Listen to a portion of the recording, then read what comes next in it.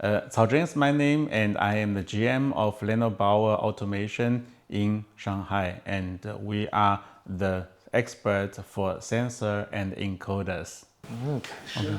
Very cool. Exciting. Hello. All right.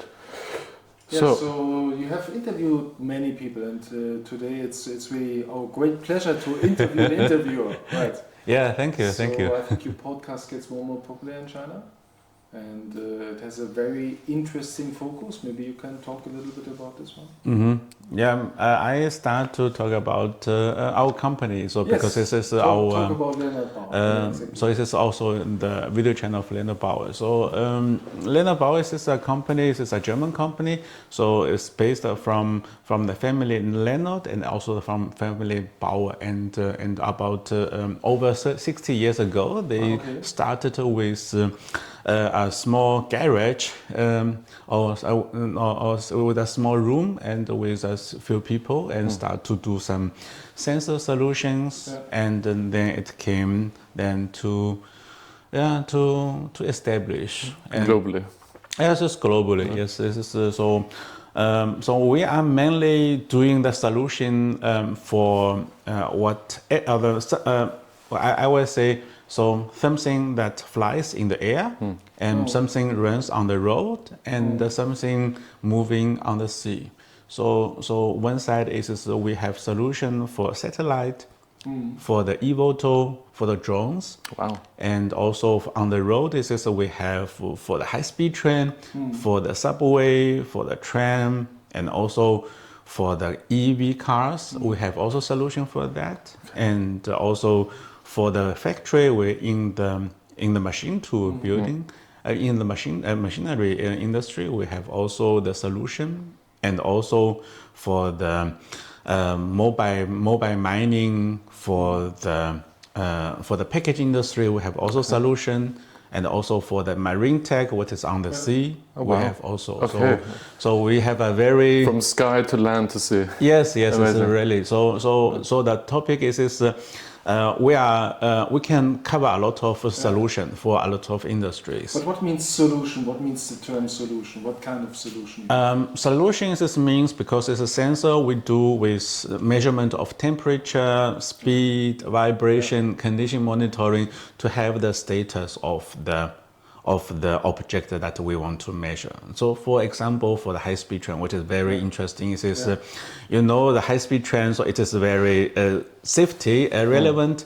So you have to make sure that with the high speed of the train, because it's also about the person safety. So it must be reliable and also must be very accurate, because you cannot allow the train have any problem.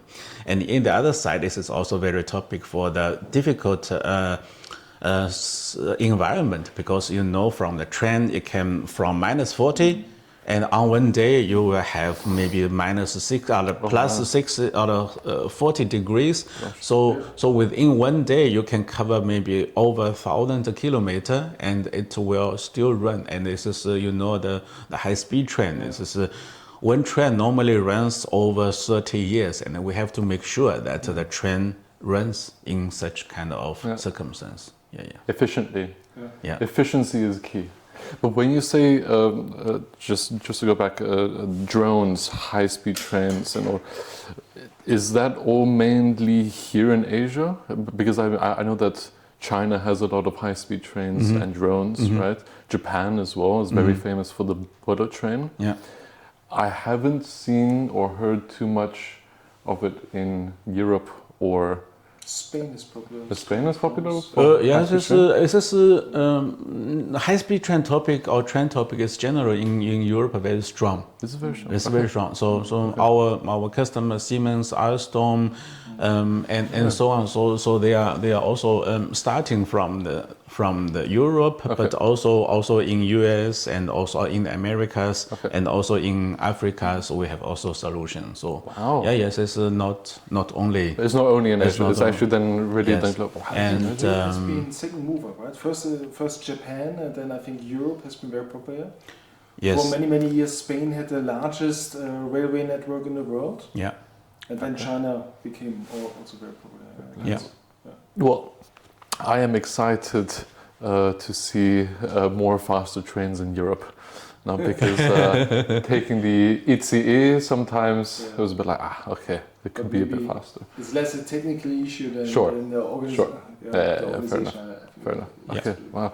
But Lenord+Bauer, it's from Germany. Which part in Germany? So our headquarters is in Oberhausen. Okay. It is in the we call it a rural area, so which was coming from the heavy industry area, Okay. and also in the former times they are very heavy industry there. Okay. So that's why also we started with the solution, because at that time, so the people want to start with the industry and they have problem or they have difficulties to find a solution, and they came to us and let us want to provide a sensor solution for them.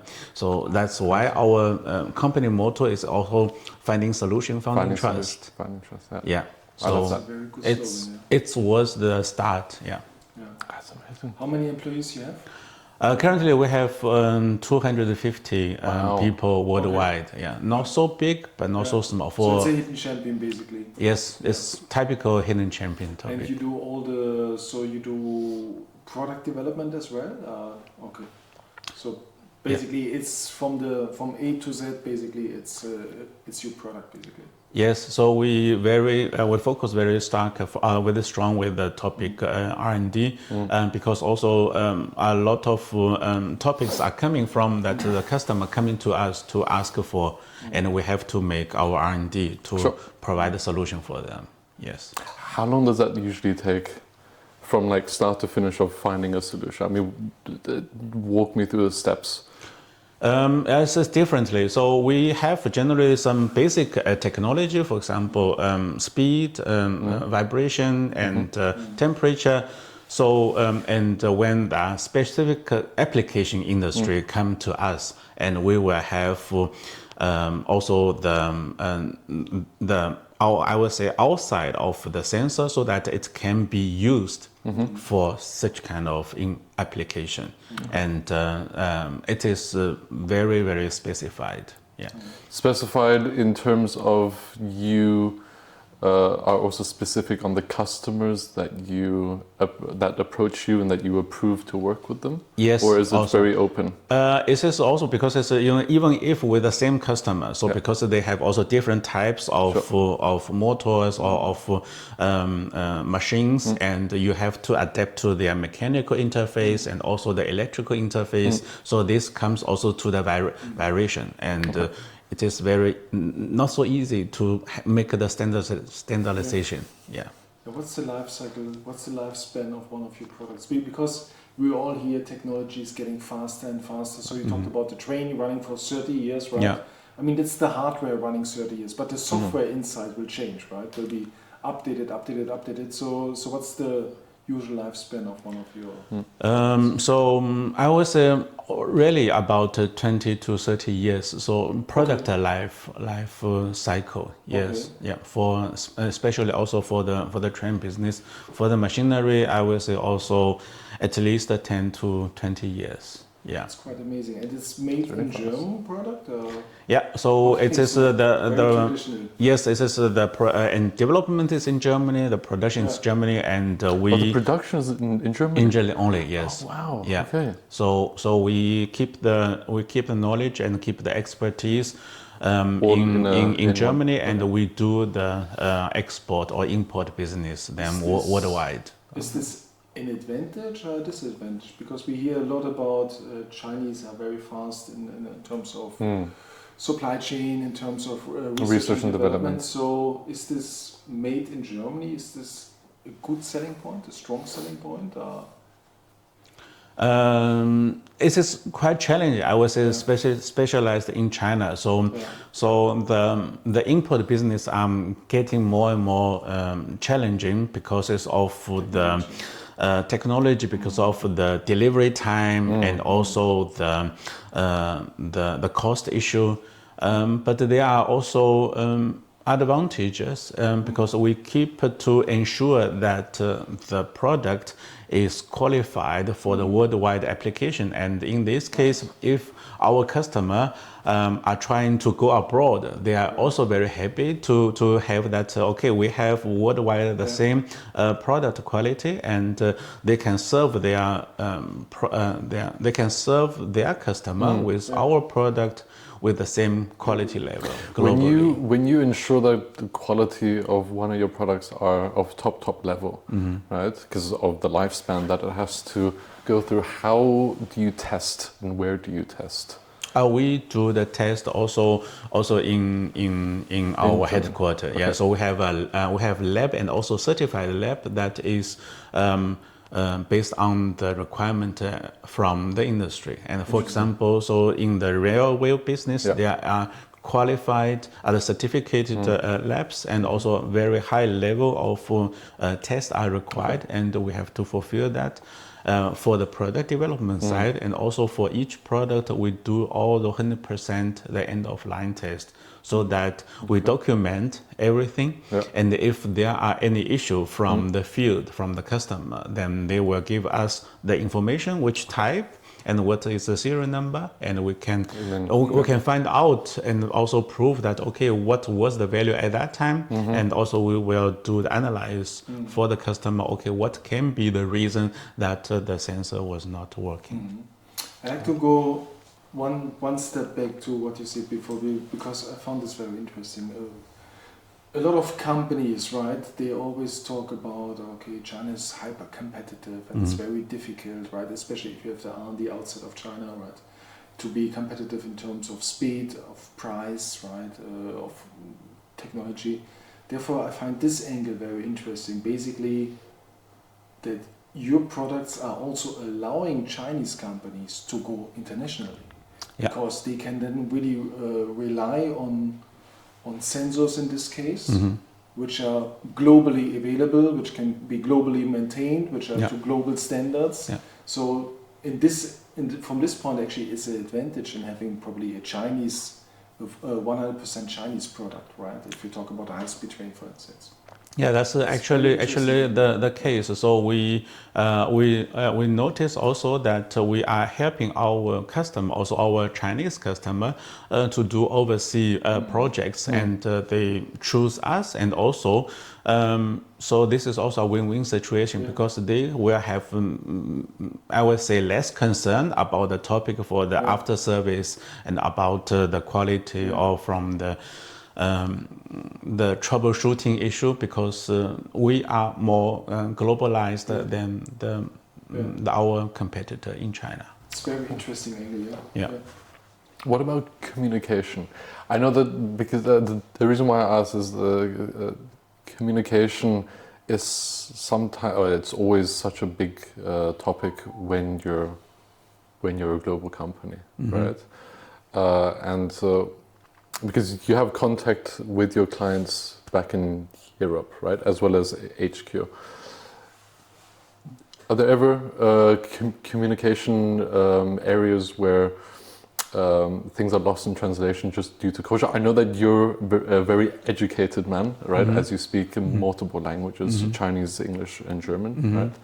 But when it comes to the psychology of communication, let's say between Europeans or Westerners and Chinese, when it's a very, very big project, right? Is that easy to navigate through? Like when you have to read between the lines of actually what your customer is saying? Yes, it's actually a very good, interesting topic. So it is not only about the language and about the translation. It is about that different culture has also different understanding, really. I want to say also, because in Europe we have WhatsApp. In China we use WeChat. And in Europe we have YouTube, and here we have something different. So if you go on with it, so that means so Europe or I would say China are living in different ecosystem. Sure. And based on this, so the mindset of the people are different. So we have to bridge the mindset more or less. It's not only the language. It is about, okay, how can I understand him? Why he asks it? Why he does it? So I have to understand. Then I can react to what he requires. Sure. Yeah. But I think that's where people like you are interesting, right? Because you have lived for many years in Germany, right? Yeah. So you know the German culture and so on. Because quite often, for instance, with some involvement in cross-border business, when Chinese companies go cross-border, Yeah.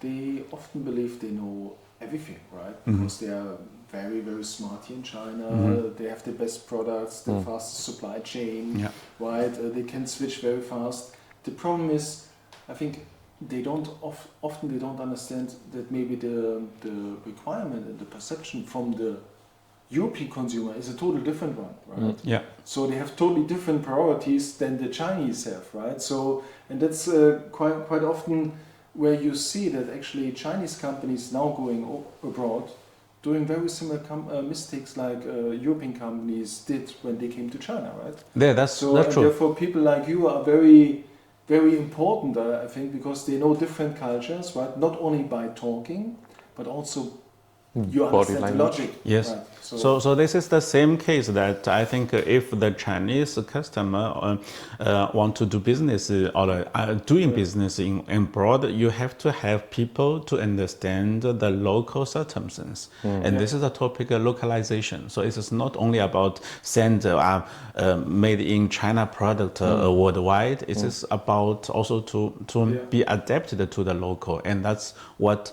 Also, again, the advantage of a German company, because the topic go abroad is starting, I would say, over 30 or 40 years ago. So, for example, my company, we entered the business in China about 15 years ago, but we set up our company 10 years ago. But we are so not so new, but also not so old in China. But I know so there are a lot of companies entered, I think 30 years ago, 40 years ago in China and started to do the localization. And if you want to do business everywhere on the world, you have to be local, present. And one of the big issues coming to this point, which I see now, a lot of companies, a lot of employees in this case, right? They think, okay, they don't need this localization thinking anymore because they have AI, they use Gemini to understand a bit here, a bit there, but in the end it doesn't work. I see it in my own life, right, with my own investment, and so many cases where the day-to-day thing simply doesn't work because just using Gemini to understand how, in my case, a German customer thinks, right? Okay, not for B2B, but for B2C products. It doesn't work, right? There is quite often you look at the Germany into this, and there quite often there's no logic inside, right? What Germany puts out in this case. So I think this can only help as an indication, but it can never really, at least at this moment in time, it cannot really give local knowledge, right? It cannot give the depth of local knowledge. Yeah, I think also, we have also discussed the topic. So the AI system will be also the Chinese background AI. I think will be also different as the European-based AI, because also the logic, because of the data trend. Or the biasness of two. So it will be also different. So AI will be also not always the same. And True. But I just wanted to jump back. So you said that production R&D is all done in Germany. And then you also said that it's important to be localized when a brand goes global. And many Western brands, let's say, they choose to move their production to Asia because it's cheaper labor, it's faster maybe, and again, tech is maybe sometimes more advanced in certain areas, right? But why has Lenord+Bauer chosen to stick in Germany and not move their production? So I think so. We are not saying that we are 100% stick to the or maybe I would say the other impression that so I will say that so we are open to think about the topic localization. Yeah. So it is not 100% say okay, no, we do not think about it. I mean, I really like it, right? It's actually quite a nice image for the company and the brand story that you have chosen to remain in Germany for the R&D, right, and the production, right? Because it just adds a certain value on top of your products, right? In some cases, right? Sometimes speed and low cost is not always the solution to good, functioning, long-lasting products. So that it's a very good choice. But it might also be that in future there could be one sensor with a little bit different applications, like globally, for instance, is a little bit different than the one for China. Yeah, right? So that's why we also started since 2 years also our own R&D, and we are here in China. Yes, so we face one side is a customer has different applications or different requirement than what we can offer from German side. So we have to adapt.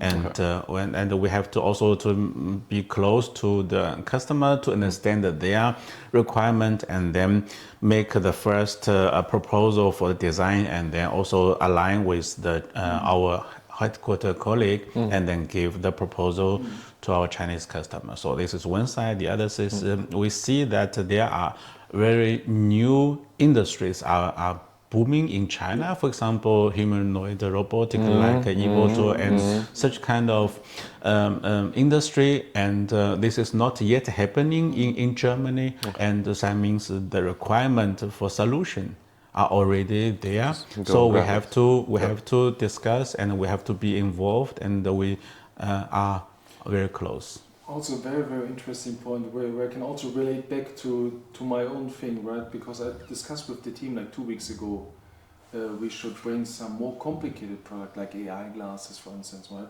Into the teleshopping channels in Germany, right? So QVC and HS24, this kind of thing. And the local employees, they looked at me like, what, teleshopping? And I told them, yeah, because it's Germany. It's like 10 years back, right? Yeah. Nobody is selling there on TikTok and so on. So if you want to explain something, you still have to go to channels which you in China might even not consider anymore, right? Yeah. So this also shows that it is a totally different dynamic. Yeah. And that basically, like you said, you always have to see everything from the point of your end consumer, right? Who's using your product, right? And there you have to be. So this story always repeats. If it's B2B or B2C, and there you have to be active. And therefore, I think it's quite interesting, to really take this as the course and not just try to do German things in China or Chinese things in Germany. It simply doesn't work that way. Yeah. You have to really adapt. You have to adapt, So what are the plans for Lenord+Bauer in China? Grow. Grow, okay. So you're very optimistic about the market.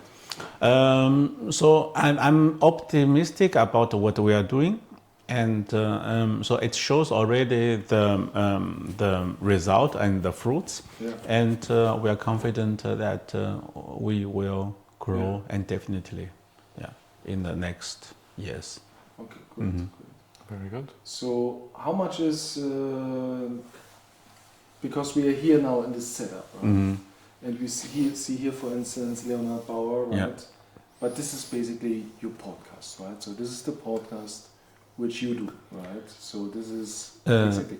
Yes. Of course, right, to promote the company. Yeah. But also, you're also a very successful, I would say, interviewer. You have in this room many different people, right? Yes. Many of them are not related to the industry, right? they are all related to China, right? They all have a China background. Yeah. You interview mostly in Chinese, basically, but of course there also have been some English interviews, international, very international. So how do you use this platform to give more reach to your company, for instance? I would say so. It starts. It has also a story about this.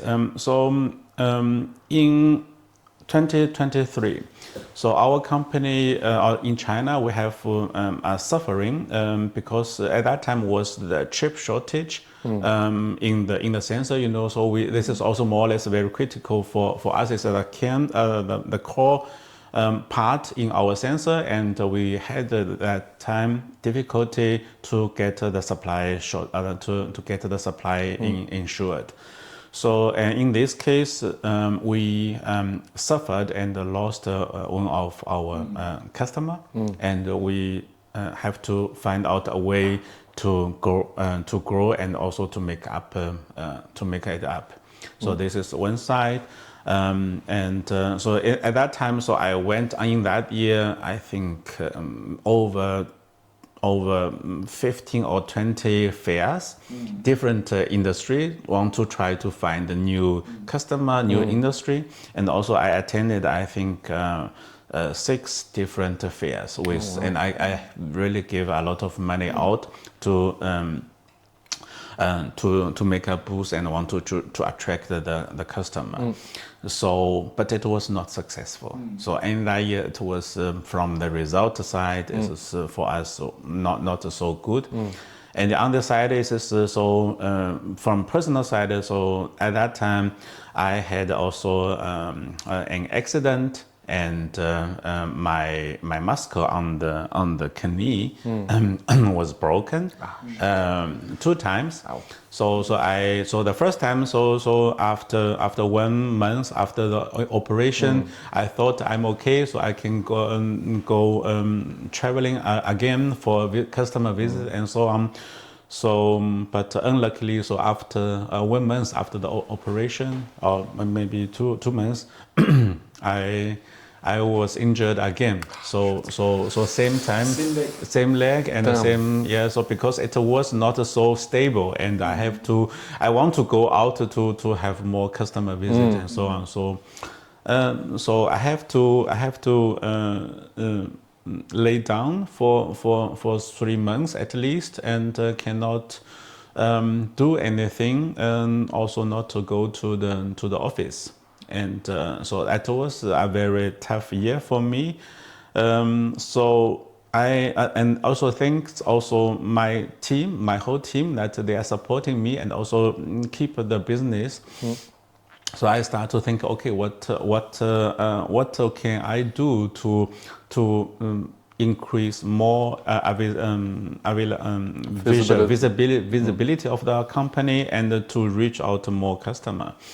And I see, okay, some people are doing videos, and I think, okay, this is interesting and it's nice, and I try to start with it, because I think the topic is as we discussed before. So we are hidden champion, but we are hidden champion only in dedicated industry. So we are very strong in machinery, we are strong in railway, and also in the packaging industry, but outside, so we are nobody. Because people don't know. Because people don't know us. And I just want to say one thing, sorry to interrupt. Why are they a hidden champion? Because this man didn't give up. When life injured your leg, right? Unfortunately, you didn't give up when you found a solution to the videos. I mean, that's very inspiring. Sorry, carry on.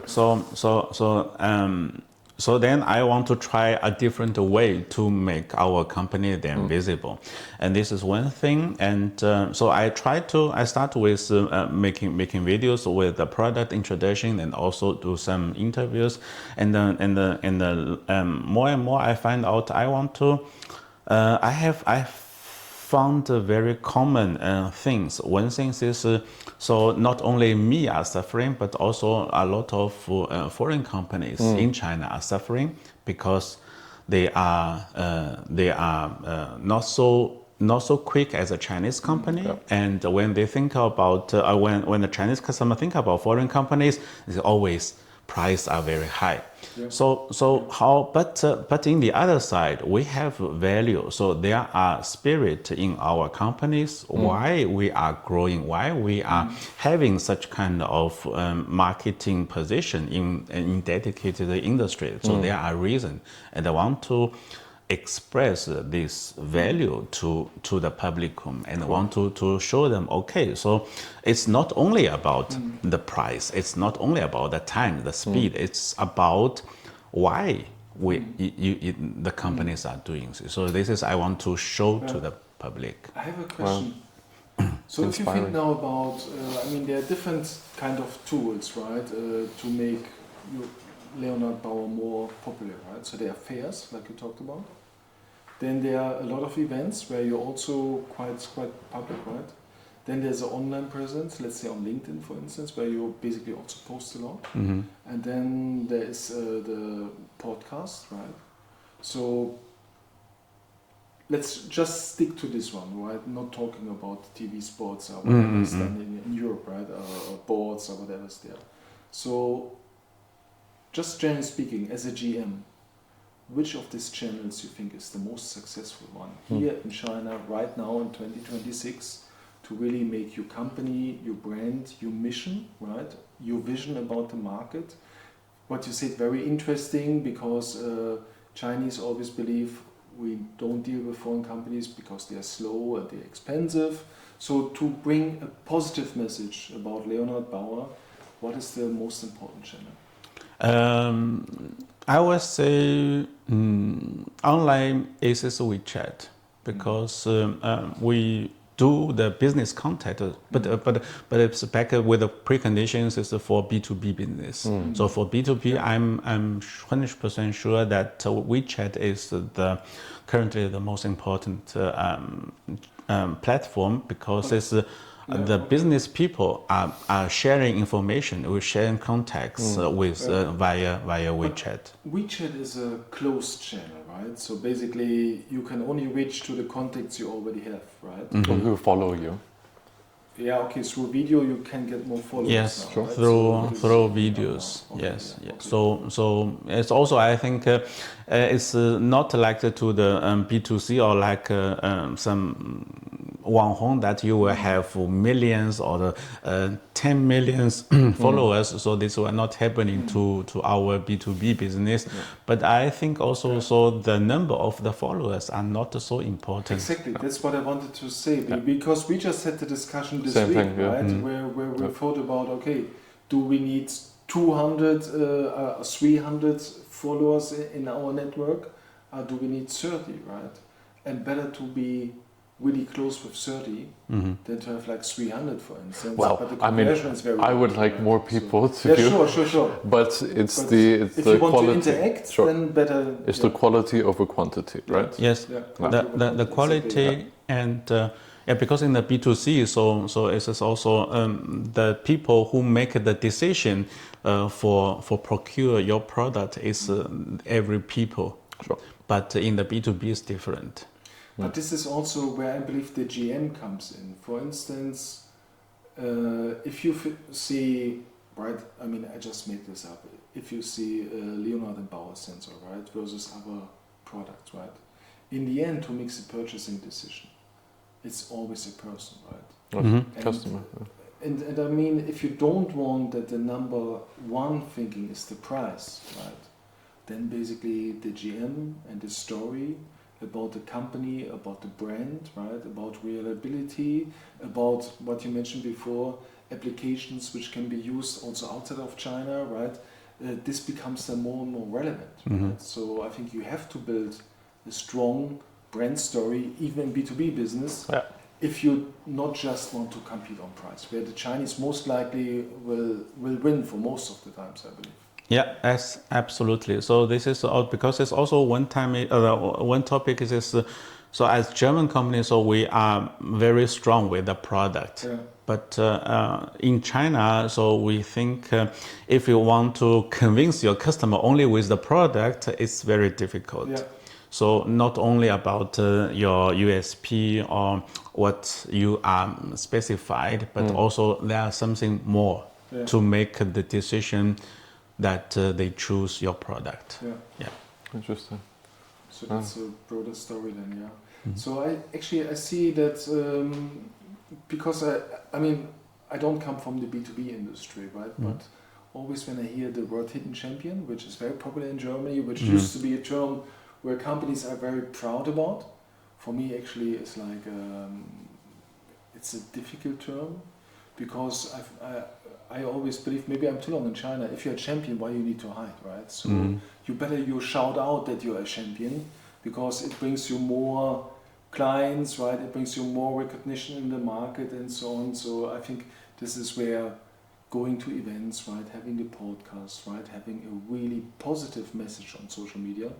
Many people try this here in China, right? Also many foreigners try this, but I think not always the message is really positive. I think there's a lot of nonsense talked about, right, where maybe the people are even not aware about, right? So they are GMs, and whenever you are online, I mean, you need to understand you represent you, but you also represent your company, right? You represent your family, your friends, and if you look like not so professional, then it is a wider, not so professional image, not only about the person, but also about the company, right? Yes. So that's what I think is very positive, the way how you do it. I mean, the setup, right? Yes, and exactly. The topics you talk about, right?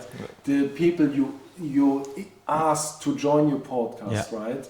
Not necessarily only from your industry, but also they are all somehow people who know about China, who have this kind of background, right? Many foreigners, either Chinese working in foreign businesses or foreigners working in China, right? So it's a very interesting angle there. Yes, absolutely. So what I'm doing is, I try to make the branding of our company then in the digital form, and this should be one side accordance to our current situation, and also the target is also to raise the branding image from the company. So I have to do with a professional setting and so on. So that's the way we do also for the fair, for the booth. You want to have also very nice booths that the people come and to join and also to enjoy the booth. So it's similar. Which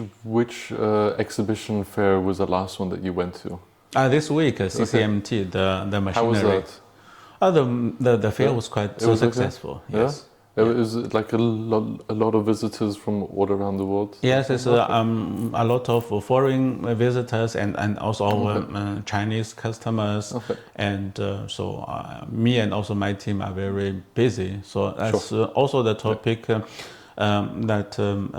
for B2B, we need also the personal contact. So that is not only to be digital, but also to be real.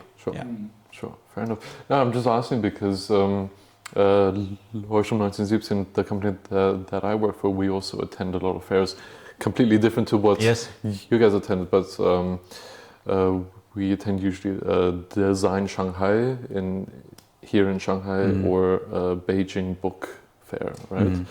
And what I've heard, I mean, to me it's very nice, and all the brands and stands, they are set up very beautifully.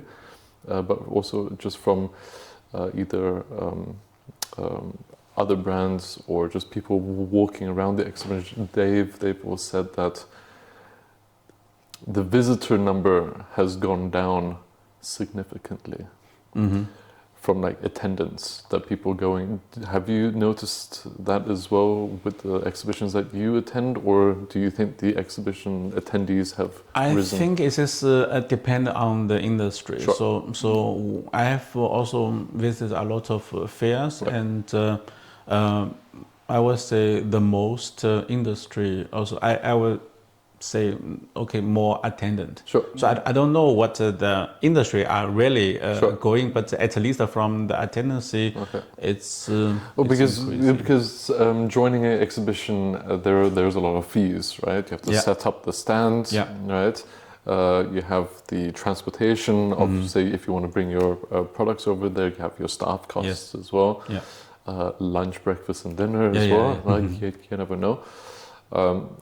So for many brands, what I've heard is that if they invest so much for, say, a 3-day exhibition and they have one customer, for them to commit to the next investment for next year would be very difficult.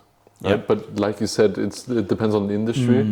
But I was just wondering, not your company, but if you've maybe noticed other stands besides that they didn't get so much traction, and is that quite...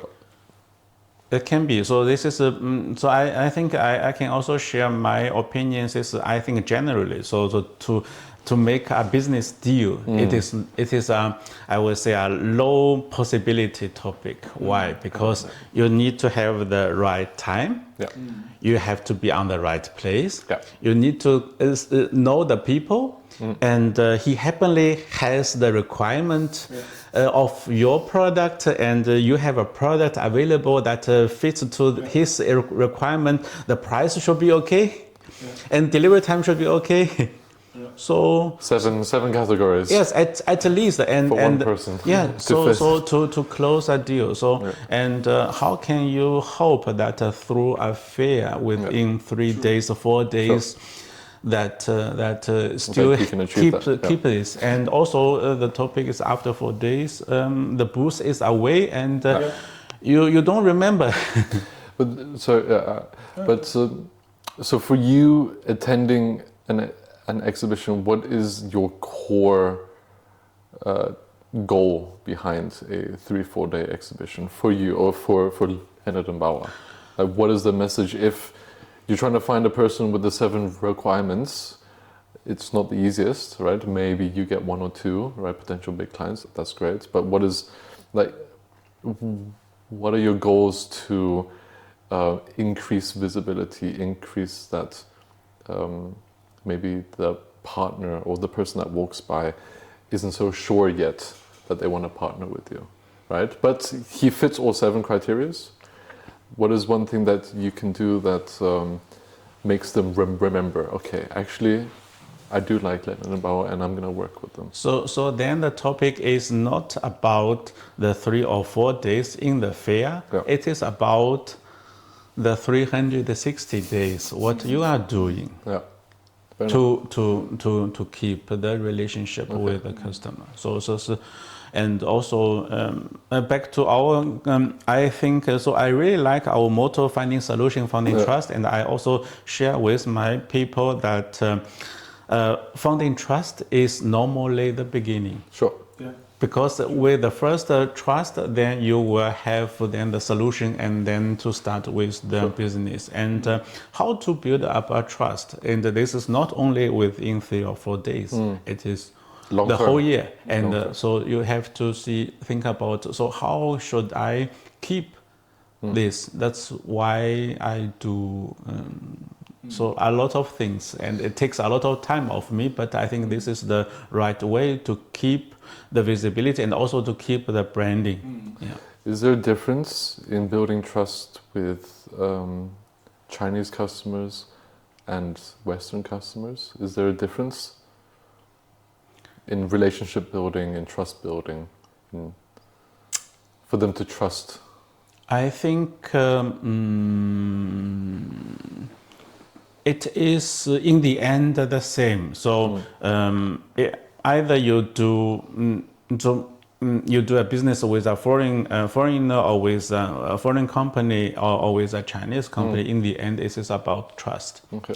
And its only difference is maybe some people are easy to gain trust, and some people are more difficult. Okay. So very basic question, right? How to build trust in China? Because why I ask this question is because if you go to LinkedIn, for instance, there are a lot of life coaches, consultants, right? Okay, you have to use chopsticks, you have to sit on the right side, you have to drink Ganbei. They tell stories which have been relevant like maybe 20 years ago, 30 years ago, which from my point of view definitely not relevant anymore, because young Chinese, they don't drink alcohol anymore, right? And many Chinese I know I can use better chopsticks than they do, right? Yeah. So they also many Chinese use fork, right?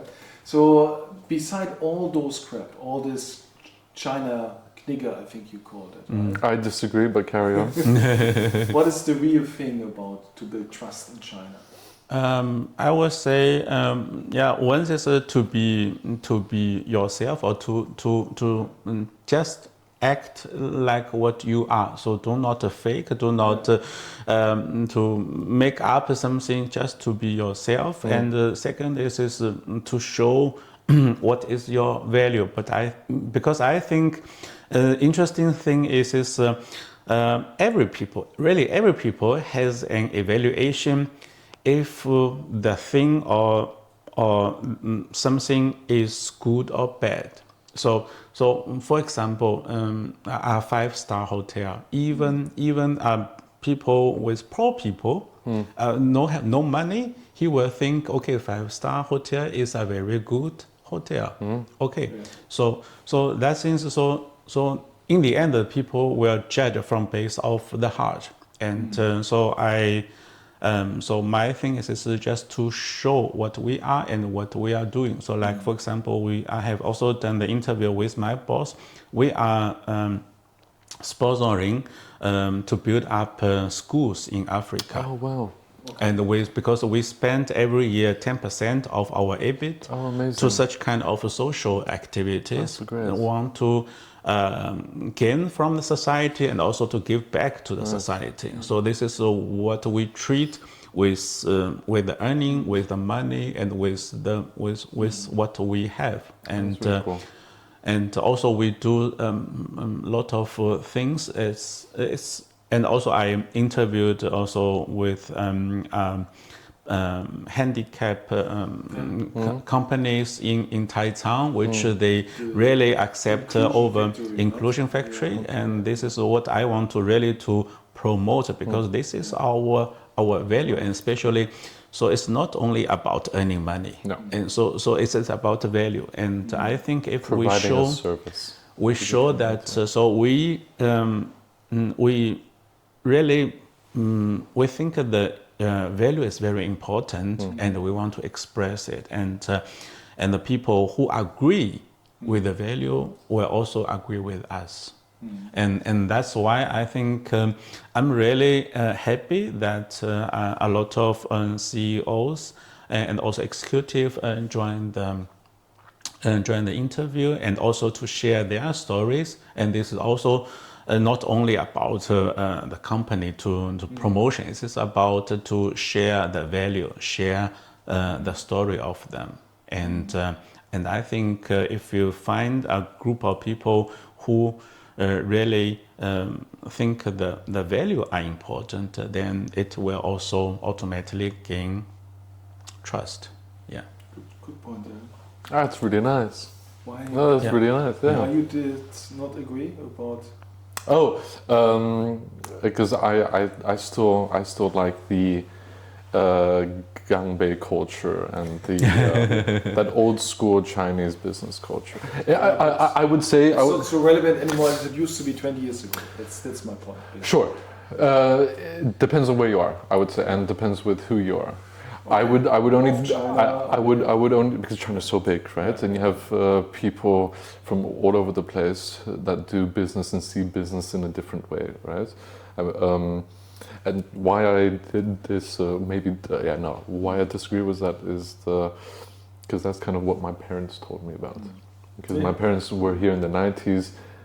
Yeah, sure. They went through that style of business, right? And from all the stories that I heard from them, that was their business style, yes. Right? Yeah. They don't do it like that anymore, right? Because they're also moving away, right? But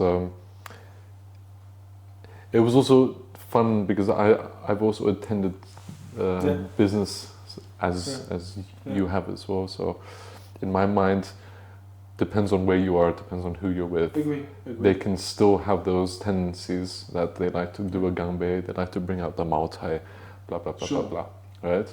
Because how I've learned is that before you do a big deal with the Chinese customer, they must like you. They must like you, And how they must like you is that they get you drunk on Mao-Tai, right? Because when you're drunk on Mao-Tai, the real you comes out, right? So then they see it, right? Is this German guy here is gonna talk too much when he's drunk? Is he gonna be sleeping when he's drunk, or if he's just gonna have a different character, right?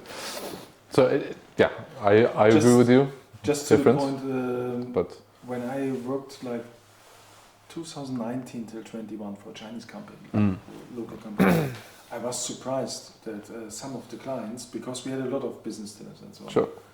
a lot of clients, they actually refused to drink because it's not anymore the must-have, right? No. So it hasn't not been me to drink because, right? But Chinese said, no, it's okay. No need. Just take a Coke or tea or water, right? It's fine. Because it's now really more about the product, what you can give them, sure. right? Sure. Not anymore like, okay, whatever, we are good buddies and, you know, so we just buy from you. So I think, therefore, back to your point, the brand, right? The quality. It needs to be clean. It needs to be good. Yeah, that's true. And from this perspective, I mean, maybe 20 years ago, you built the image by being strong, right? Sure. So being competitive in baijiu drinking, right? I would have made so much money 20 years ago. Now you make the image a little bit different, but the image still remains. No, I do. I would say I partly disagree, right? I'd still say that it depends on where you are and who you're with. Absolutely. But I also do agree with you that, yes, it is about now what you can bring to the table. You want to have a clear mind, right? And your quality, your service needs to be of top level. Otherwise, don't bother. Right. I just want to go back because I found it very interesting what you said. So you said during 2023 you had a chip supply issue, correct? Yeah. Right. May I ask, where do your chips come from? If you're allowed to disclose, is it Asian or is it Western? You don't have to say the company. In the end, I'm not so sure because you know the production of chip is also go very worldwide, and at that time we cannot say so what was the bottleneck. Okay. But I will say that at that time the whole industry are suffering. Sure. Yes. Sure. Yeah. But do your customers they must also be interested in what type of technology is inside your products and where maybe this technology came from, right? If it's all produced and tested in Germany, but maybe parts come from around the world, is that sometimes a question that they also ask? They know and and they're very happy with it. They at that time was yes. Well, because they trust the solution provider. So I have one question. If you are, let's say, if you're a foreigner, right, and you come to China, you're a GM of a company, of an entity here in China, what would be your advice to such a person to become successful in China? At first, independently from the German HQ, right? Yeah. Really. I would say at first learn Chinese. This is the very, very important topic, and you have to be local. You have to think local. You have to act local. You have to understand what your stuff, and you have to understand your customer. And the language is the first thing. Yeah, and with this, then you can be familiar. So this is also how I started in Germany. Yeah. 好的，那我们就现在开始说中文吧。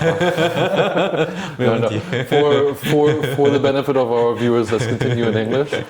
But just wanted to say, Axel and Zenon speak very good Chinese. Yes, I know. So that's why I asked also in advance if we can do it also in Chinese, but it's okay. But no, you're right.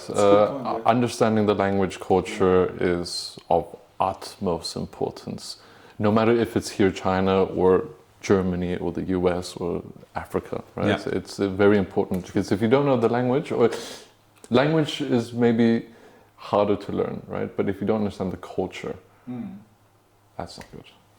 Yeah, but if you don't want to talk with somebody in a meeting room, but you want to talk with somebody real, sure, who probably is your consumer in the end sure, of the day, not just your colleague in the meeting room sure, who talks English with you, if sure, you want to talk with the real people using your applications, sure, Yeah.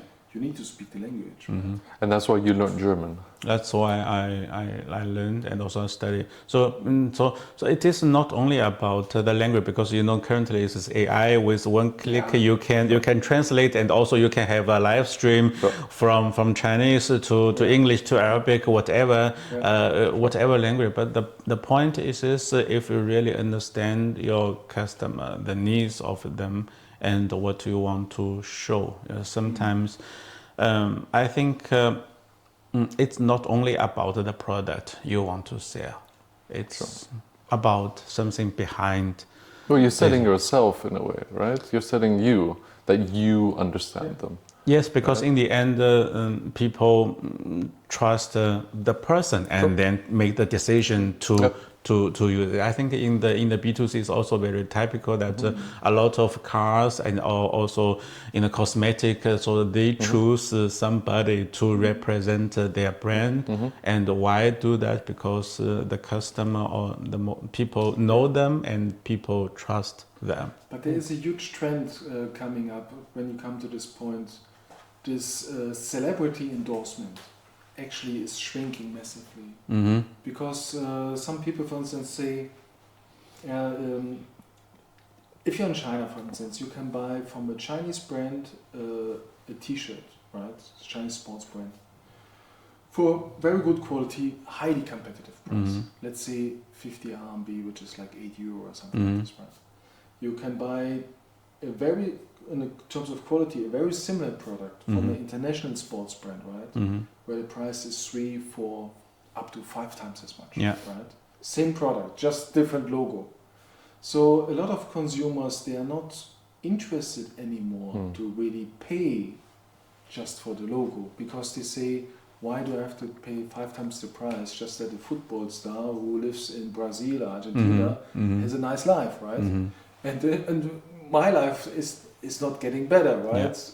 By this. So you see a lot of trend basically that the celebrity endorsement is slowing down, but as more important it becomes that the company has a very positive storage, that the GM has a very positive storage, that the team gives a very positive feedback, right? So this becomes more and more important. It's a huge trend now, right? So it's trust. It's trust, right? exactly. It's trust. Right? I mean, it's exactly what you're doing here, right? It's not some famous Chinese celebrity or German celebrity sitting here talking about Lenord+Bauer. It's actually someone that works in the company, right?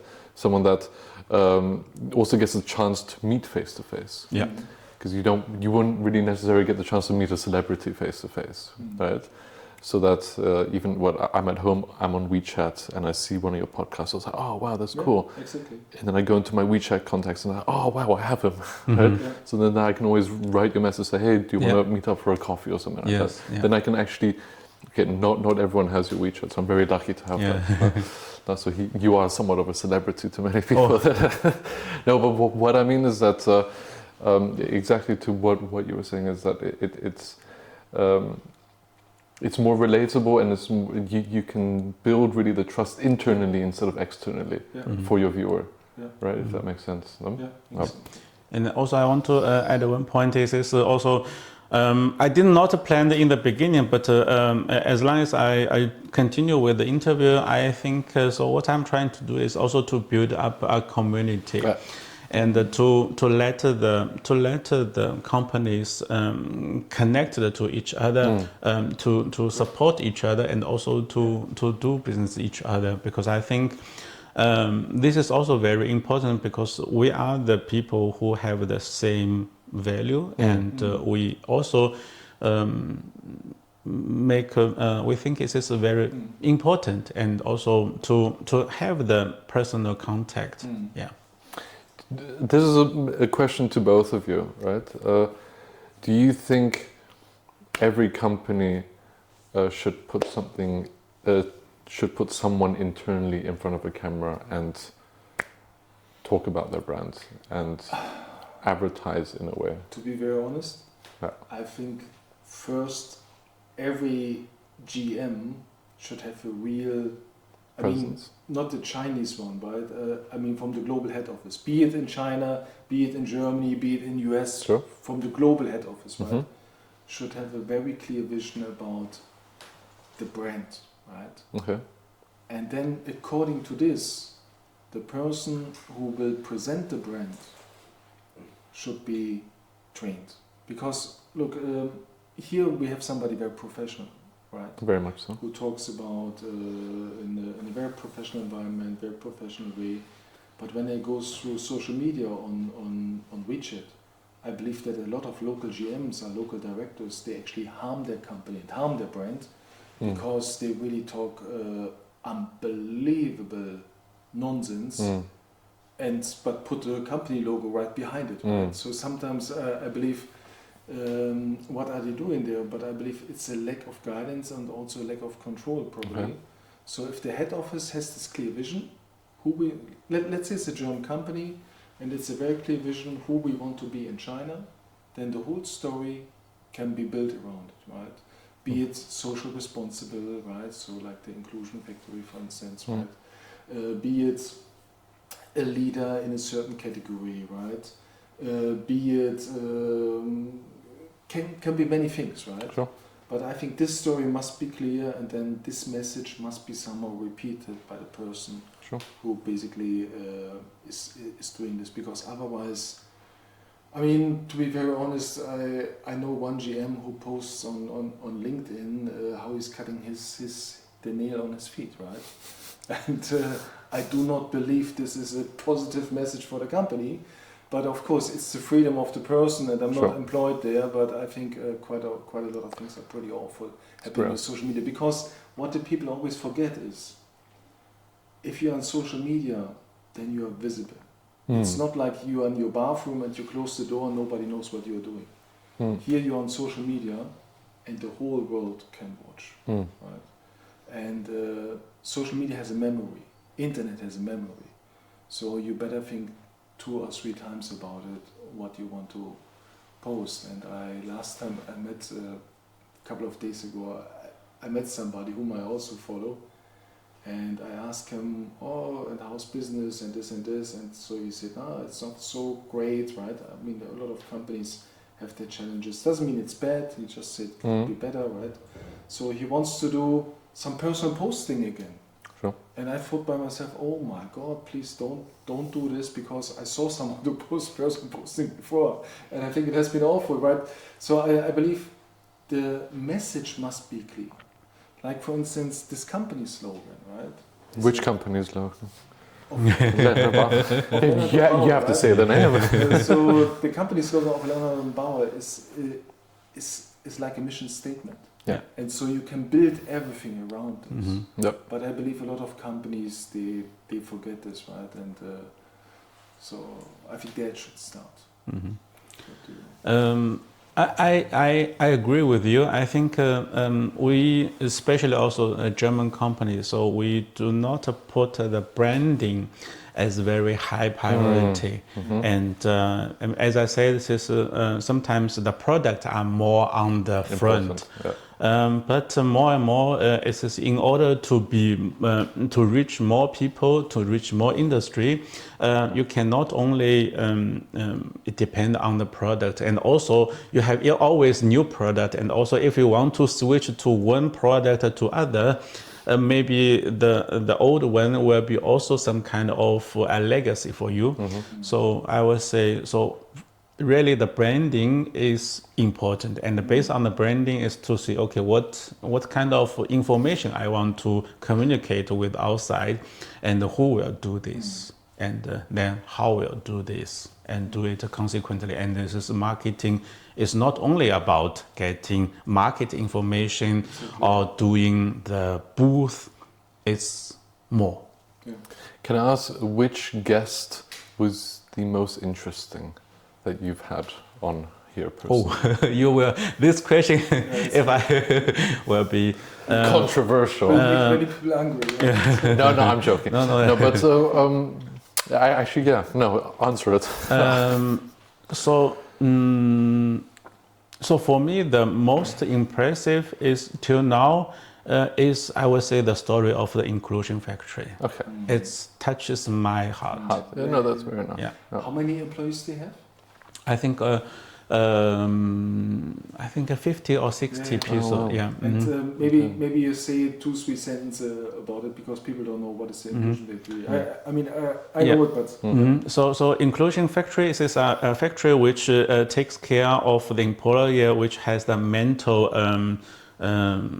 how to say disability. Yes, and the people, and it's they don't know what they will have value of the life, and also their family, because at least one of the family members has to take care of them at home, and by letting them work in a factory, so they themselves, they feel very happy, and their value can be seen and can be reached, but also it's a relief for the family, and also a relief for the society, and I think this kind of action is really what we need and what we need to support. And also I try to promote and also to connect the sponsors for them and so on, to make them be able to gain more people inside,